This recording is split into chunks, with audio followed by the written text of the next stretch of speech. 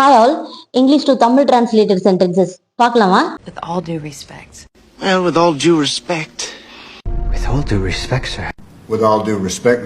With all due respect. With all due respect. இதுக்கு என்னங்க அர்த்தம்?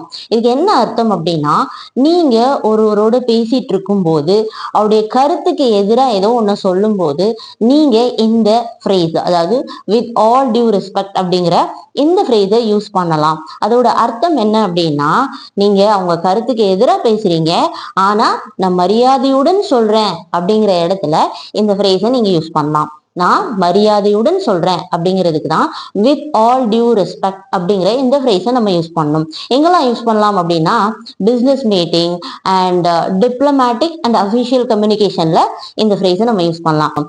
எக்ஸாம்பிள் சென்டென்ஸ் பார்க்கலாமா? நான் மரியாதையுடன் சொல்றேன், நான் உங்க கருத்துக்கு உடன்படல.